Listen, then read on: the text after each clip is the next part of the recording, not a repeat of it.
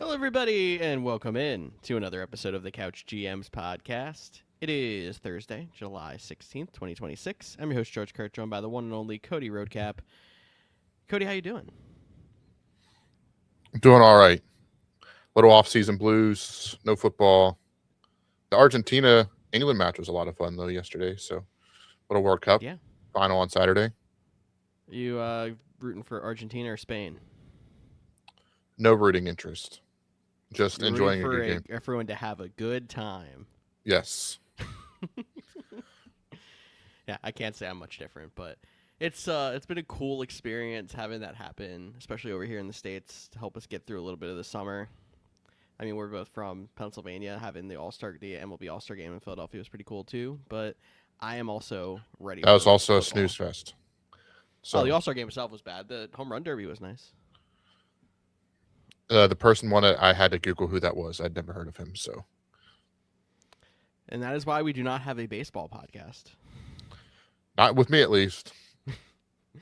I don't know where Kempy is these days, but wherever he is, he's I'm still waiting on the first episode of the Couch GMs Baseball Podcast. I mean, there is a group chat that all guest hosts, former hosts are in, and they were talking about the All-Star game. And I was like, I need to know who that is. Who's that? And then they would tell me, I'm like, I can name more WNBA players. That was what we learned last week. So, Yeah, that is what we learned last week. I could not, but correct. I could name, I think we said 5 WNBA players. Well, I got to 13, I think, if I remember correctly. So that's You full did. roster. So, Yes. So that's our 2 minutes of other sport talk. If you're here for football talk, make sure you follow us at the Couch GMs on Facebook, X, Instagram, and TikTok to get even more you from the show. You can also watch us live Thursday nights here through the rest of the off season on Facebook, YouTube, and Twitch to join the conversation and to see what we have to say live. In the meantime, why don't we go ahead and see what is happening?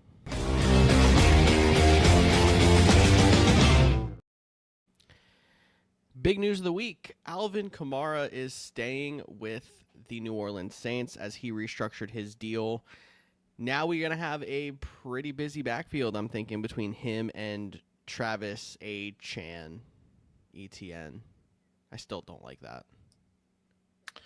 yeah, I'm not worried about ETN's usage with this move. I feel like if you remember last year when there was the rumors of him getting traded at the deadline, it was like the rumor was floated out there that he would rather retire than play anywhere else than New Orleans. And this feels like him and the team making it happen that he can stay in New Orleans for another year, gives them a reliable backup option. But they brought in ETN, they paid him the money. I think they were going to split whether Kamara was there or not, but I don't think the number changes to a higher favor for Kamara just because he's there. So that's kind of how I look at it. Passing down back versus first and second down. Change of pace. Change your I'll pace. just call it that. We're not even talking third downs for Kamara and first and second for. I mean, yeah. he might line up in the slot and like he'll get on the field. Like, don't hear what I'm not saying, but Yeah.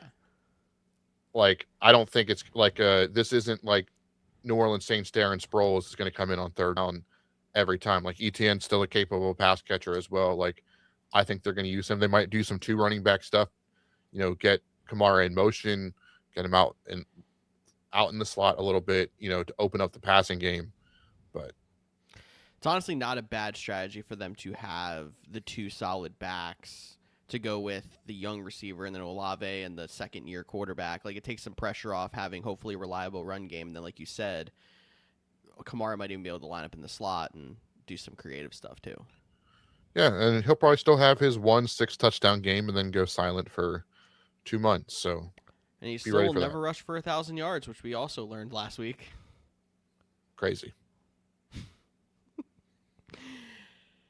Moving on, not that it's a shocker. We knew that George Pickens was going to be staying in Dallas, but it is official. He will be playing 2026 on the franchise tag and then is going to seek out his big long-term deal next offseason. Not that is big news. Yeah, I mean, I think it's actually like a slight win for the Cowboys. Like, I mean, Pickens has been good. He had a huge breakout last year, and they get to, he regresses a little bit. Maybe he doesn't get the high dollar. It's also the NFL. Like, he's going to be a free agent. They're probably not going to do the double franchise tag for a receiver. That's just too much money. And like the New York Jets would pay a boatload of money too. So it does put them in an interesting situation as well. So that'll be a fun one to monitor next offseason when we're waiting for football, yearning for football, and having to figure out where George Pickens is going to play. And I think you and I, if we're going to tease what we're doing today, both don't have George Pickens ranked as high as he would have been last season. With how he finished, I should say, where he was being drafted last season, he's probably pretty comparable. I mean, I think he's pretty close to. I think he's higher than where people had him last year. Not me, but I mean, I saw him as a top 2 wide receiver in fantasy football. So no spoilers. That's George next Pickens week's episode. Ranked 3rd overall. I'm just kidding. Finally, last bit of news I have here. The Seattle Seahawks were sold for a NFL record $9.6 billion this past week. They're going to have a NFL meeting in August to, confirm everything else, whatever. But that is not even one of the highest rated, like, for money-wise, net worth, I should say, franchises in the NFL. That's crazy to think. Well, I mean, they got the Super Bowl bump. Right, like they're a Super Bowl winning sure. team. Their valuation is I mean, it'll get higher in the future, but it definitely skyrocketed after winning the Super Bowl and the team that they had and the number of fans they brought in and the run and stuff like that. I haven't paid too much attention to the sale thing, but I did see that one of the big people in this deal is also 49ers minority owner, which I just think is funny that a division rival will own 2 teams. And I'm assuming he's going to have to sell his part of the 49ers. I would assume you can't have that, conflict of interest, let alone being in division, but like in the same league. Why? Oh. If he's a minority owner, like he doesn't have like controlling power and stuff like that. So, I mean, that's fair. He's just basically putting his money into it and then getting money out of it. He's not. Now he might want to sell it, like for his own, but he also might not. Like, who knows? Very fair. I have no idea how the rules are with that. So, if anyone out there hears it or knows anything about it, feel free to drop it in the comments. But in the meantime, Cody, are you ready to get to the big part of the show? I guess. Let's do it.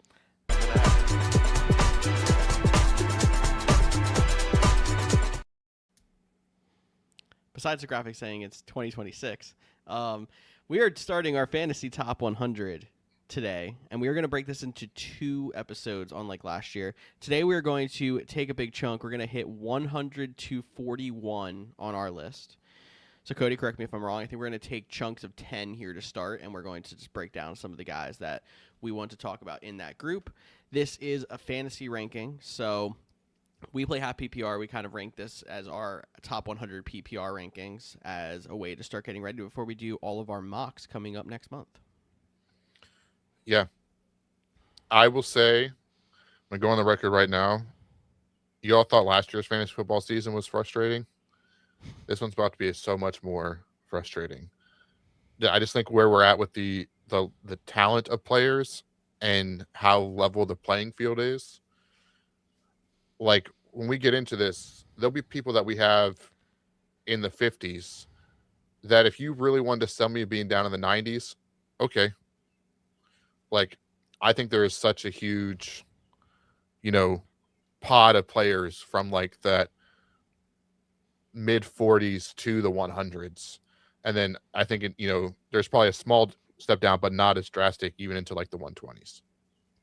It's very true. Like, you're going to have a lot of league winners coming out of the middle to late rounds of drafts this year. I mean, you normally do. But, like, I feel like even more so. Yeah, like, this is not the draft I want the first pick at all. No, I'm trying to collect up depth this year. Better picks in the later rounds. Yeah, I'm not even talking about the later on. I'd rather have like that turn area, which in most years that's typically how. But like getting that late 2, and when we get into next week's episode, and we talk about the guys that we have, between 10 and 20, depending on how many people are playing in your leagues, that you can get in that turn range, versus getting the top running back or wide receiver and a guy a little bit lower. I think that's how, and we'll get to play that out in those mock drafts like you mentioned. Very true.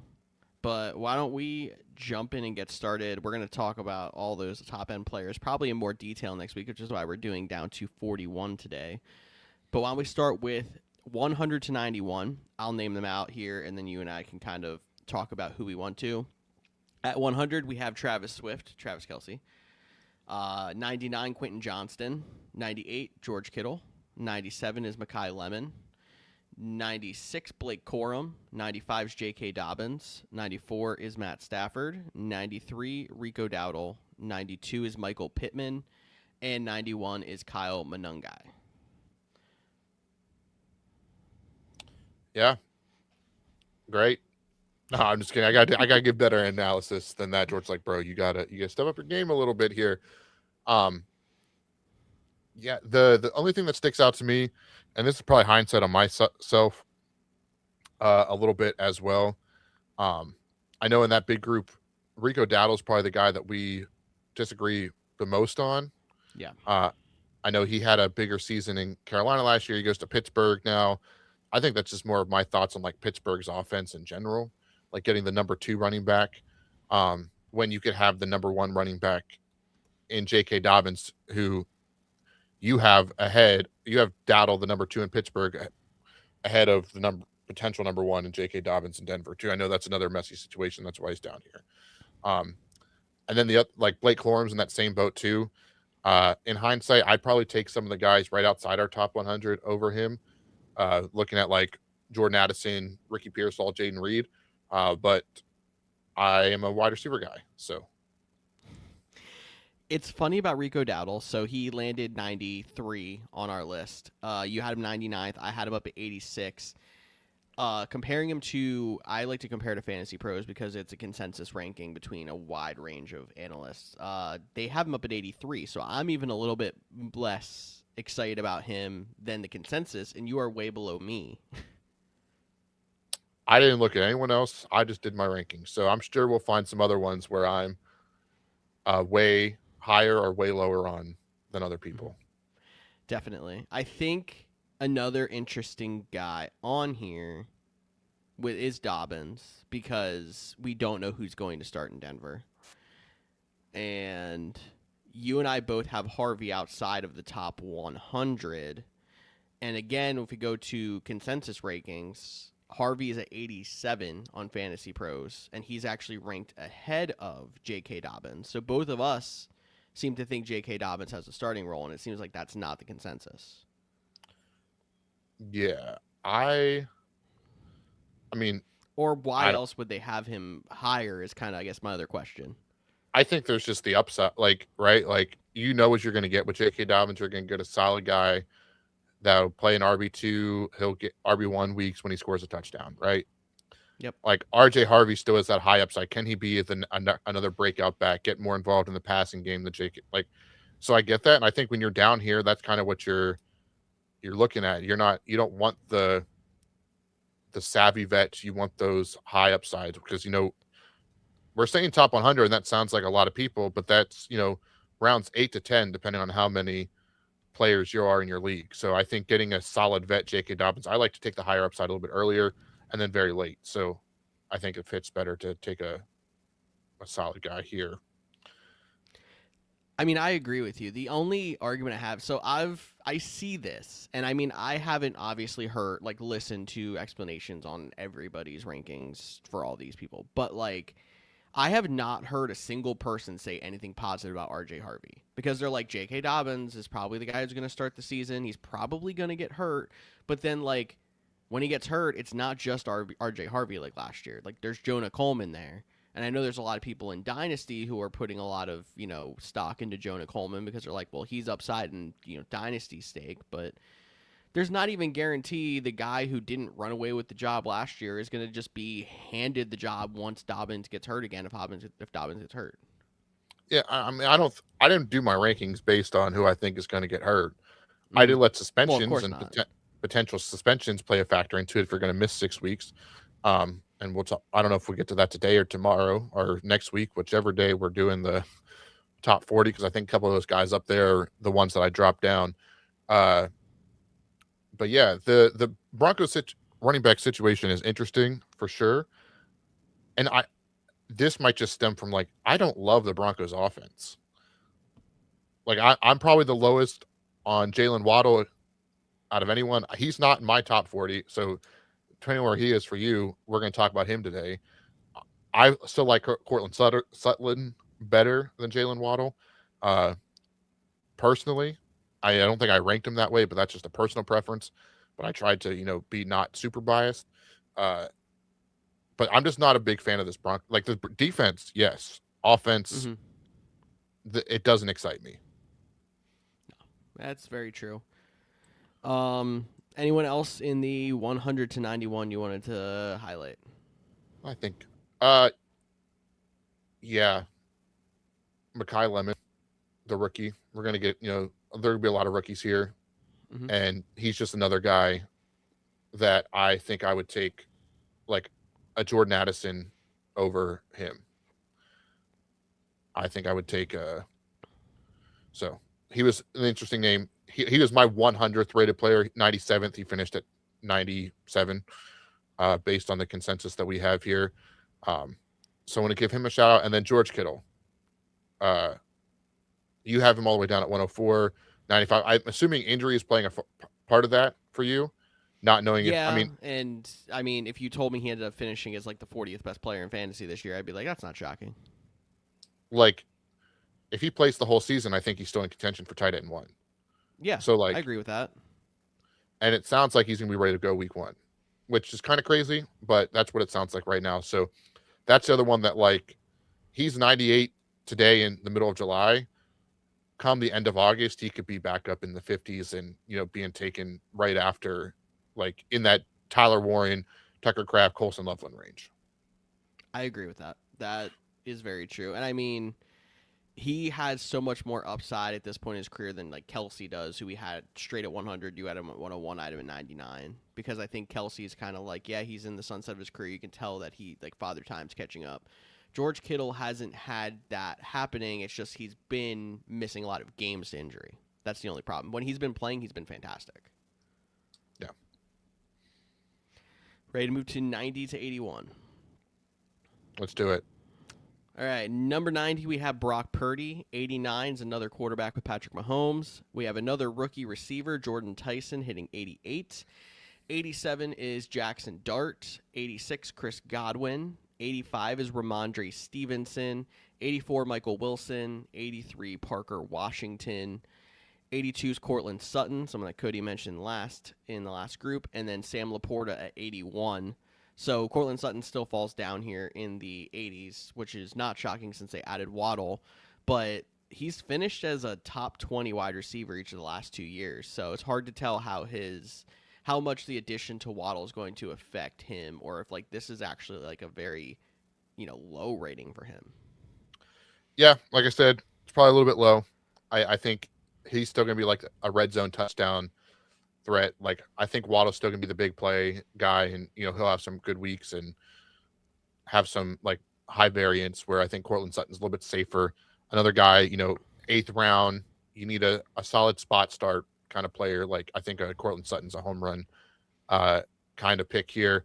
The 2 names I do want to mention in this list, they're sitting right next to each other. That's Michael Wilson and Parker Washington.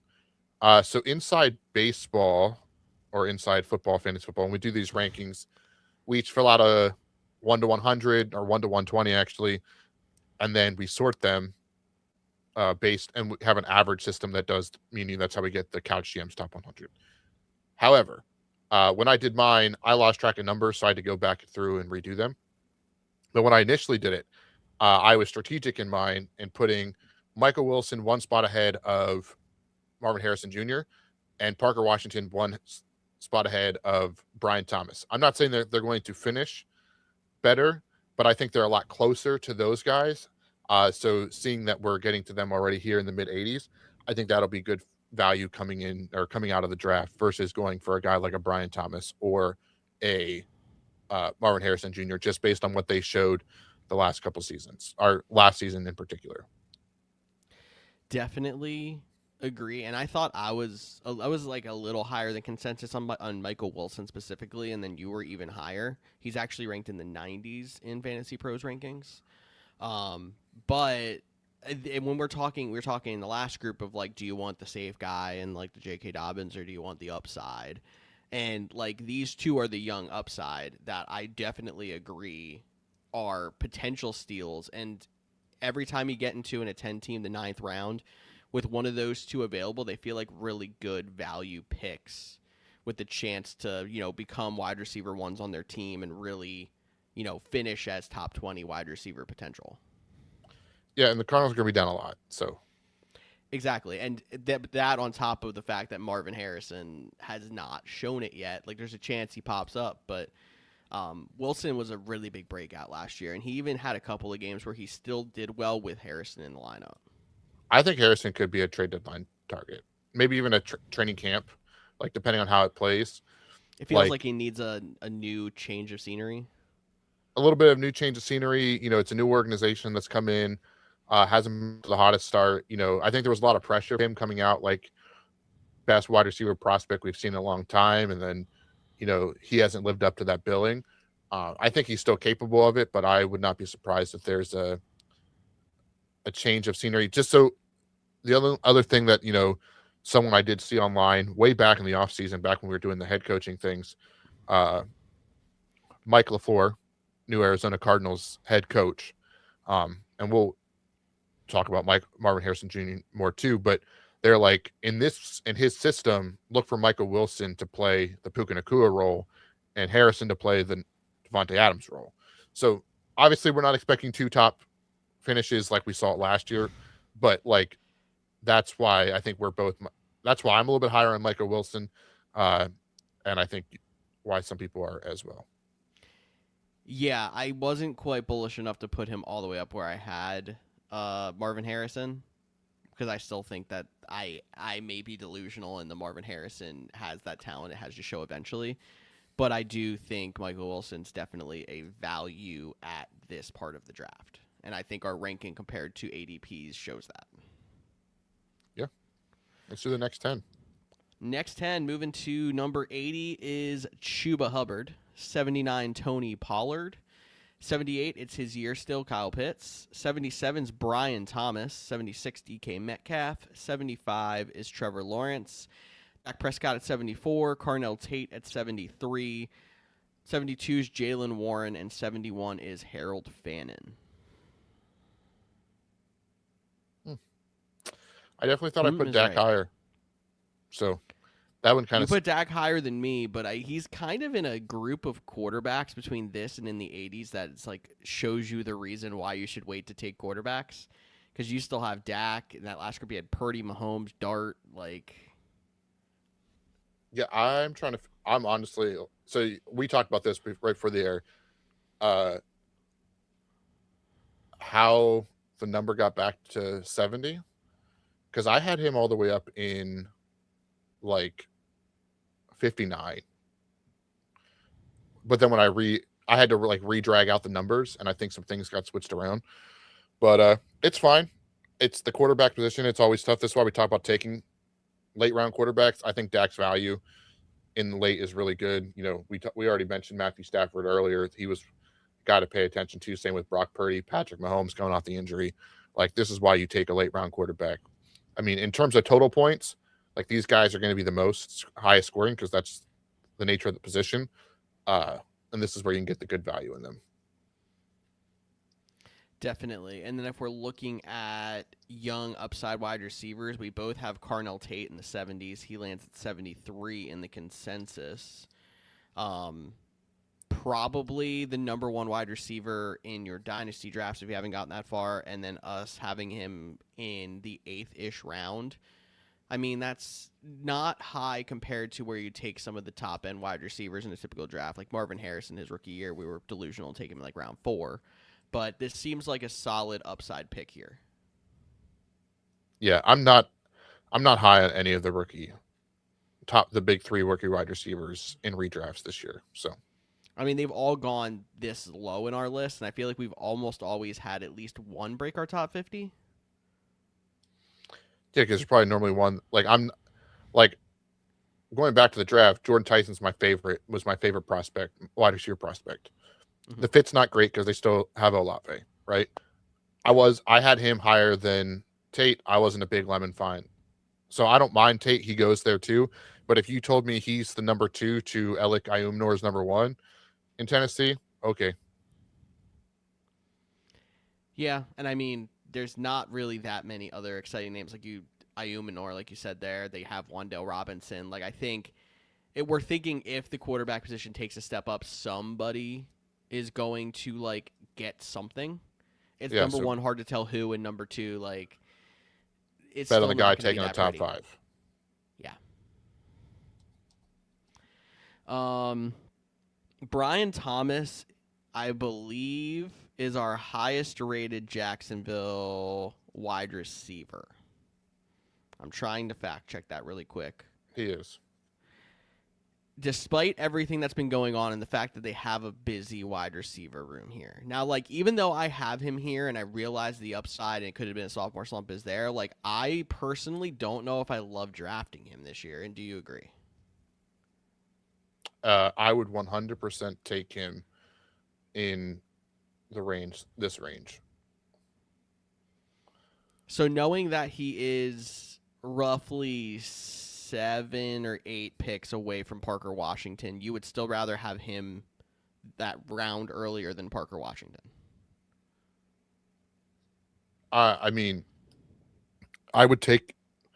I think the value is gonna, and I think there is a chance that he if you believe in his rookie year, which was a wide receiver 1, or his sophomore year, which was not the greatest. I think the value, meets the fork in the road where he's in this current situation. So you think this is like the leveling out of this is a good value for him at this spot? Yeah, because if again, I think I would take him. Like I mentioned, when I originally did my numbers, and I'm looking at my numbers list here, and I'm realizing they're all jank. And I don't know how that happened, but we'll live and die by it. I don't think, like I mentioned, 40 to 100 is not that off difference. But I originally had put Parker Washington one spot ahead of Brian Thomas Jr., and that was to get the consensus number to have them closer. With that said, I think Brian Thomas is still the guy I would rather have of the two, and I think he still has the strongest upside. I still need to see more out of Parker Washington. And then we both have Jacoby Myers outside of our top 100. So we realize that he's going to be the backseat and the supplemental kind of targets guy. We think. We also didn't mention Travis Hunter. So he's supposedly playing all corner this year, but who knows with Jacksonville if he ends up popping up on the offense halfway through the year. Yeah, he should play all corner. Yeah, and that's what they're trying to do, I guess. But anyone else in 71 to 80 you want to talk about? 71 to 80? No, I think we're good. Can I actually pop in? Like, I get it that he wasn't great at times last year, but how much do we really care that Jonathan Brooks is his backup? Chuba Hubbard as a starting running back this low could end up being a steal. Yeah. Sure. Cody's not feeling what I'm putting out. This is it's a really tough part of the list. Like, I'm not gonna oversell a Chuba Hubbard at 80 versus Tony Pollard at 79. Like, I think they're equal. Like, I know Chuba's funny they are actually equal on our averages, and it just happened to put Pollard first, but right, exactly, average out to 80. So, and you have 76, 77. I have 83, 84. So we're on the same page. Again, if you want to convince me of Chuba Hubbard should be up there at 60 with the Jacksonville running back, but you have to wait to know who that is in a couple minutes. Okay, sure. You can talk me to that conversation. You want to tell me that you think Kyle Monungai should actually be up here, and DeAndre Swift isn't going to be as good. We'll see where DeAndre Swift falls on this list. I can buy that. Like rounds 7 through 12, have fun. Pick the guys you like. You want to watch on Sundays. Because there's still a lot of upside around here that you just have to find. Yeah, I agree. Okay. And fantasy is about having fun. First and foremost. Yes, it is. With that, number 70 on our list is the aforementioned Marvin Harrison. 69, nice, is Alec Pierce. 68, rookie running back Jadarian Price. 67, Justin Herbert. 66, Caleb Williams. His teammate Roma Dunze is at 65. Malik Neighbors down at 64. Jaden Daniels at 63. DJ Moore 62. And Tucker Kraft at 61. And I do want to mention that we have Malik Neighbors down here all the way at 64. And he has still not dropped this far down lists on a lot of places. Like, he's still number 40 overall on Fantasy Pros. But Cody and I think both are very cautious about him because he is still not right. Yeah. I think this is a good spot for where I'd feel okay taking him as a flyer. Mid-60s. And even though we didn't round look 5, at each round other's 6. rankings, 63 and 62 on our list, like, we were very consistent. Yep. The other guys we should talk about, I had Caleb. I thought I had Caleb higher too. I thought I had Jaden Daniels higher. I must have had my numbers all kind of jacked up. This is fun. Yeah. Or maybe I'm just forgetting all the good players above them too, and it feels like I'm being disrespectful now too. But the quarterbacks are always the hardest ones to figure out the spots when you're doing like overall rankings and stuff like that. But I mean, around this part of like the draft is where you normally see a lot of these quarterbacks of this tier kind of go off, and I think because there's so many that are so close, it pushed a lot of them down. Yeah. But we'll have to wait and see on how these play out. But I think don't sleep on Harold Fanning. That was on the last list. That was on the last list. I can't even pay attention to what list we're on. That's fine. I mean, we're right above him, Marvin Harrison, up to Tucker Kraft, who, I mean, if Tucker Kraft's fine from injury, should be higher, but we're obviously being a little concerned. You are. You have him about, what is that, 8 spots 12. higher? Oh, 8, yeah. Sorry, I saw that as 60. I had my 5 and my 7 backwards. It's been a long day, bro. It seems like it has been, but we are here. We're having a good time. Yeah, Tucker should be ahead. Like, hang on, because where's this dude at? I'm just very curious now. You can read the next list if you want. I'll move us to number 60 is that aforementioned Jacksonville running back. It's Bashal Tutin. Christian Watson is at 59. Jalen Hurts, 58. DeAndre Swift, 57. Cam Scadaboo, 56. Travion Henderson's at 55. David Montgomery, 54. Jameson Williams, 53. Tyler Warren at 52. And Bucky Irving at 51. And who was the guy you were trying to compare to Tucker Kraft? Tyler Warren. That's what I thought. I have them close. I had when I did my first round, I had Kraft higher. I'm telling you, I'm so confused on how I don't know how to work a spreadsheet in the year of 2026. Nice. You also can sort on spreadsheets and everything else. Which I did. Oh. And then I had put the numbers together, but I figured I probably mistyped like 44 twice, right? Mm-hmm. So then I did the thing where you drag it down the list to reorder the numbers. But I guess that moved it based on, like, I must have had like 44 5 times. And then that we'd split the difference because then it goes by alphabetical order and changes up it a little bit. But again, we're talking 5 to 10 spots. It's not the end of the world. Yeah. Honestly, I feel too low on David Montgomery at 50. One of my guys. Yeah. And I have him even lower, but I think we actually both have him higher than consensus. So don't feel like you're that low. I mean, David Montgomery, 62 on Fantasy Pros. He consensus out 54 for us. Okay. Maybe I'm wrong. I'm super in on the David Montgomery thing. Like No, I I like. mean, Go ahead. I get it. And I agree because I do think there's a lot in the tank, and he is going to get a bulk of carries in a good offense. I'm with you that he deserves to be higher than where they have him. 50 might be slightly bullish for me, but again, it's a couple of spots, so I'm not worried about it. Yeah, I would take Montgomery in the 4th round. So That's which, so up in the 30s.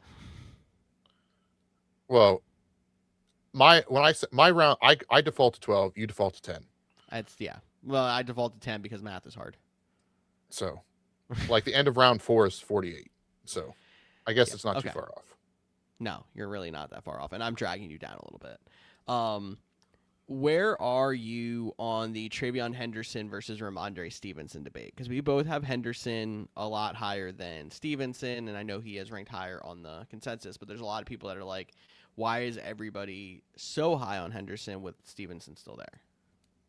Because Henderson's the better player. They showed that. That didn't seem to matter last year. It definitely balanced out and a lot more favor of Henderson in the second half of the season. Like there was that 4 or 5 game stretch at the end of the season where Henderson was like winning people playoff games. There was a middle of the season stretch when Stevenson was out that Henderson was great, and then it was very messy when they were both playing. Yeah, well, that's because Mike Vrabel doesn't know how to give control to his stars running backs when there's other guys, when there's veterans there, a la Deion Lewis, Derrick Henry. So Ramondre Stevenson is Deion Lewis, is what we've learned today. But in veteran status, not play style. Yes, exactly. Look, right. Stevenson's going to fumble the ball 3 times in the first 4 weeks, and then it'll be all the Henderson show. We'll say that, but then Stevenson still somehow gets back in and gets carries again, and he's Ask done Diana this Rossini even who's gonna before Vrabel, and I don't get how. I mean, look, I like Stevenson, but I think I would imagine to guess that while, when we play fantasy football, we see these young stars that are really, good players. They come in, we're excited about them, especially the rookies. We do this with rookies and young players all the time. We get super excited and we don't always take into account like the transition process. Because, some people pick it up faster than others. And I think, there might have been a little bit of a learning curve for Travion Henderson, and Josh McDaniels is a very much well, if the veteran's going to be in the right place, I want to play him kind of system. But year 2 in his system, being the explosive playmaker, the pass catcher, I think Henderson definitely should favor Ramondre. And I mean, that shows we're 30 spots different between those two. Yeah, I agree with you 100%. I was more just trying to play devil's advocate to fight the narrative that's been out there. And then I'm going to say similar about Bashal Tootin that I was trying to say about Chuba Hubbard, even though it is 20 spots higher. That like starting running back potentially going this late could end up being a steal. Yeah, I like that a lot. Anyone else in that group of 60 to 51? No, sir. Let's move to our final group of the day, 50 to 41. 50, we have Quinshawn Judkins. 49, Colston Loveland. 48, Travis Etienne or Achan. 47, Luther Burden. 46 is Mike Evans. 45, Josh Jacobs. 44, Terry McLaurin. 43 is Joe Burrow. Jalen Waddle comes in at 42, so we do see him today. And then Drake May at 41. Yeah, I think the big one on this list is obviously Josh Jacobs, and we don't need to talk too much about it. But obviously, he's dealing with the the off-field issue. I'm expecting some sort of suspension, whether he's found. I mean, if he's found guilty, he's probably out for the whole year, and he drops off the list. Do not draft. If he's innocent, then I think there will be, still some sort of suspension from the league up to 6 games. Because it was domestic violence related. So I moved him down pretty significantly, I feel like. Yeah, I honestly, if he had no problems, he would have probably been at least in the top 30, is what I'm thinking. Potentially in the top 20. Depends on, well, I have to go back and actually look. But because the upside is still definitely there, Green Bay is a run-heavy team. He worked in that system the last few years. It's just, yeah, there's a lot of uncertainty. And it's kind of also scary that, like, they don't have a backup in-house, at least right now, that we can be like, oh, it's all cool. We'll take Josh Jacobs, and then we have the handcuff, and if he ends up being out, it'll be okay. Because, like, at this point, I would assume if any kind of suspension's coming, they're going to start looking trade market in the preseason to see what they can get to kind of help to supplement that room. And it's hard to tell who it's going to be that guy. You need to. I mean, obviously Arizona. But they yeah, have all there's the 3 guys there that could, like, in that. and they have a alone, joint it's like, practice the week before or the last week of the preseason. So just tell one of the guys to stay in Green Bay. I also wouldn't be surprised if you look at Seattle. They signed Emmanuel Wilson as a free agent this year and then drafted Jadarian Price in the first round. So they now have 4 running backs as well. So they're going to use every single one of them too. You can trade for George Halani maybe. I was thinking just get Emmanuel Wilson back. I know. I just wanted to make a horrible George Halani joke because as much as I think this year I'm going to be feuding over New England running backs, I still have that feud with Seattle about Seattle running backs. But yeah, only other ones, you're starting to get into more quarterbacks here as well. You have your Joe Burrow. This is like the second tier of quarterbacks. Yeah, that's how I'd put it. Second tier of quarterbacks for sure. Yeah. No, go ahead. No, I was just looking at the list to see.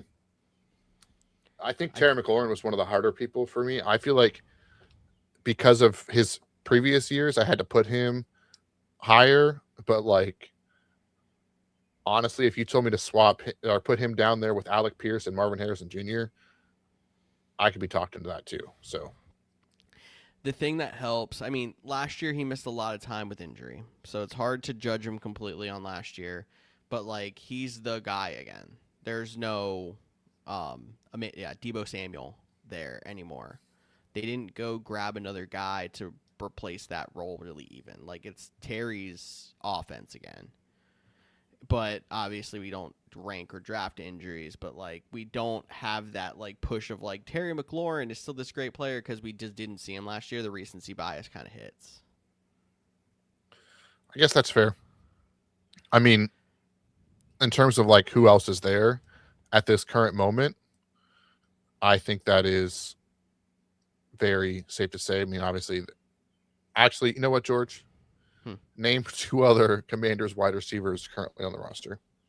Man, I don't know if I could have named 2 guys outside of Terry and Deebo last year. Is Luke McCaffrey still there? He is. Oh, I got 1. After that, I'm probably lost. All right. Well, there is free agent acquisition, Diami Brown. So he's back there because he was there previously. Then former Tennessee Titans first-round pick Treylon Burks. Cool. Not moving the needle. Rookie draft pick Antonio Williams. Cool. 3rd-round pick. Former draft pick Jalen Lane out of Virginia Tech. I talked about him last year. Okay. And the other guy I probably should have gotten. Probably not. Then there's also Van Jefferson. Oh, Van Jefferson's there now. That's cool. So they have 2 former Titans receivers, which is normally not a good way to go. And they also have Jacoby Jones, but that's not returner Jacoby Jones. That's some 25-year-old. Oh. So I didn't know there was 2. There you go. Cool. And they probably had Brandon Ayuk too, but I don't know. He was bad mouthing Jaden Daniels, calling him a mama's boy. So I think he's kind of talking himself out of there too. I don't know. I feel like they're boys. Like, I can call you a mama's boy and you won't get upset. Well, that's because I am, but fair. Facts. Yeah. So maybe you're right. I don't know. Nothing's happened with that yet. But for now, I mean, it feels like it's Terry's offense. So that does seem like value, seeing he can go in round 4/5. But I think it's the recency bias. Like, even though he hasn't played bad when he's played, him not playing much last year makes it hard to rank him higher. And then also them not having a great year out of Jaden Daniels makes you concerned. And it's like, was that rookie year a fluke? Or was that legit? I think it was just a bump in the road with the injuries last year for Jaden Daniels, but it's worth the concern. Yeah, I mean, I think Jaden Daniels is going to struggle with injuries a lot, but we're not picking for that. Like, that was his not coming out of college. He made it through his rookie year, was banged up. I mean, he's a fun quarterback, don't get me wrong, but they got to take care of him a little bit better. But I think that's our top, 40, 60. There we go, bad at math again. Don't know how to work a spreadsheet, been bad at math today. It's been a long day. I want to go all the way back, though, before we get out of here, to our sub 100 guys. Okay. Because there's a couple names I think we should just talk about. We mentioned a couple of them where we had them off, but we just talked about the Commanders. Right outside of our top 100 is Rashad White at 108 and Bill Merritt at 116. Merritt is still technically the starter according to the depth chart, even though they're not completely updated at this point in the year.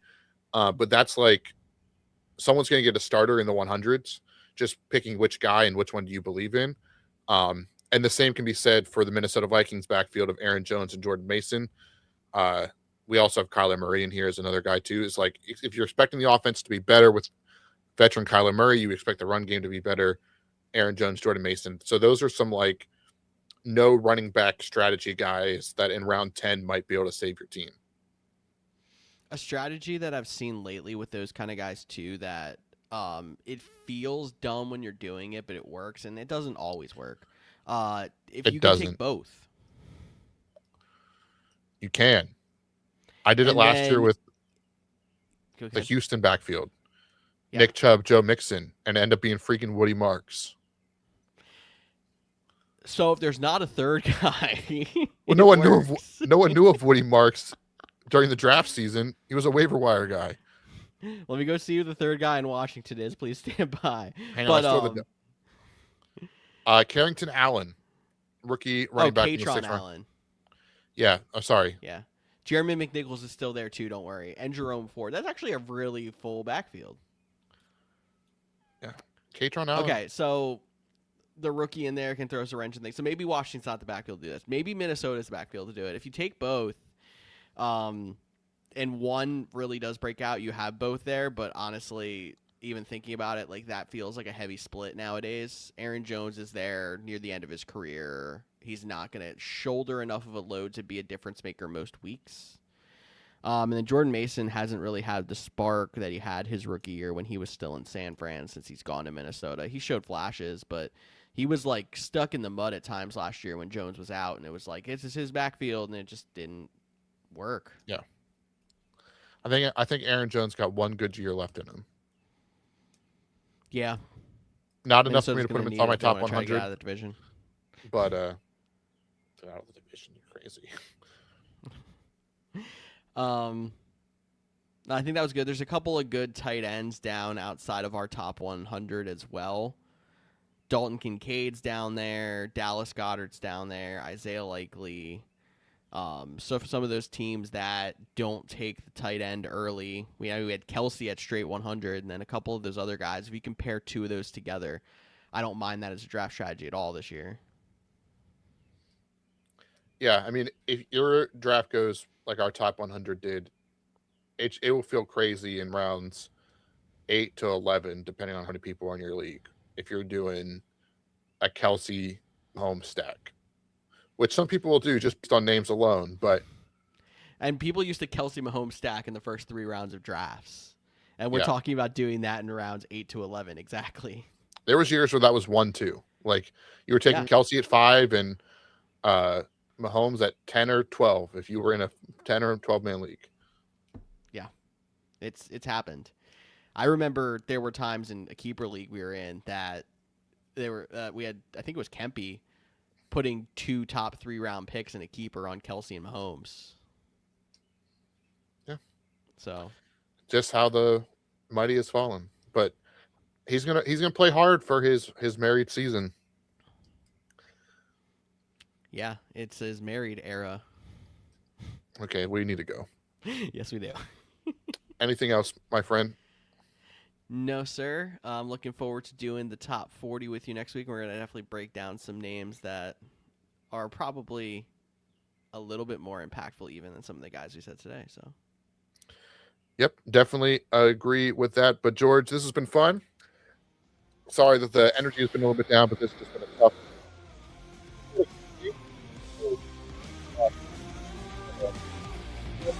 For our top 40 fantasy players heading into the 2026 season. Can't even talk today. It's been a rough one.